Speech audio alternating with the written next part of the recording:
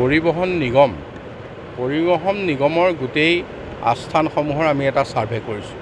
ক'ত কিমান মাটি আছে, কোনটো কি কামৰ কাৰণে উপযুক্ত হ'ব, আৰু তাৰ পিছতে আমি মাননীয় মুখ্যমন্ত্ৰী ডাঙৰীয়াৰ পৰামৰ্শ মতে সিদ্ধান্ত ল'ম যে আমি এই আস্থানসমূহ কেনেকৈ পুনৰ্জীৱিত কৰিব পাৰোঁ আৰু একোটা কেনেকৈ ব্যৱসায় কেন্দ্ৰলৈ তাক ৰূপান্তৰিত কৰিব পাৰোঁ।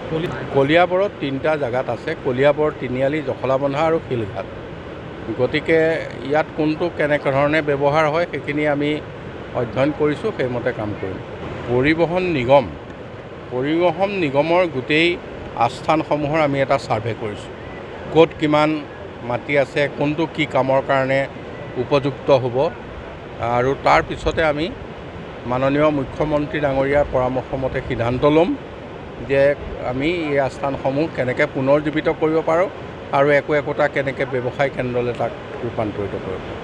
কলিয়াবৰত 3টা জেগাত আছে: কলিয়াবৰ, তিনিআলি, জখলাবন্ধা আৰু শিলঘাট।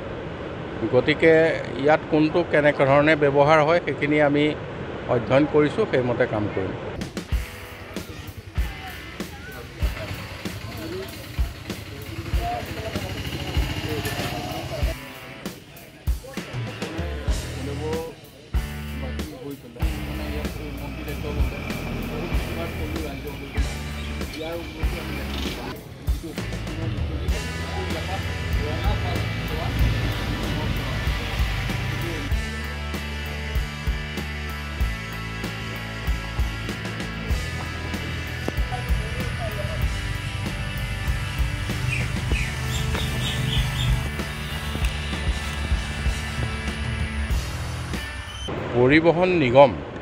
পৰিবহণ নিগমৰ গোটেই আস্থানসমূহৰ আমি এটা সাৰ্ভে কৰিছোঁ।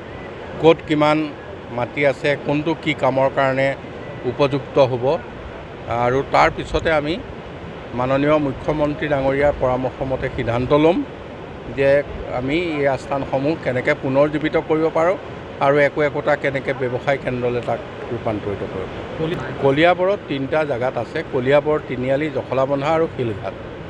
গতিকে ইয়াত কোনটো কেনেধৰণে ব্যৱহাৰ হয় সেইখিনি আমি অধ্যয়ন কৰিছোঁ, সেইমতে কাম কৰিম।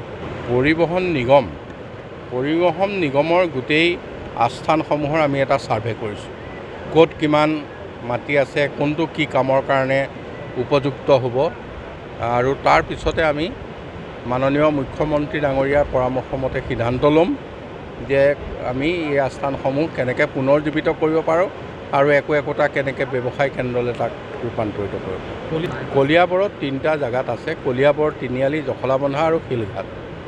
গতিকে ইয়াত কোনটো কেনেধৰণে ব্যৱহাৰ হয় সেইখিনি আমি অধ্যয়ন কৰিছোঁ, সেইমতে কাম কৰিম।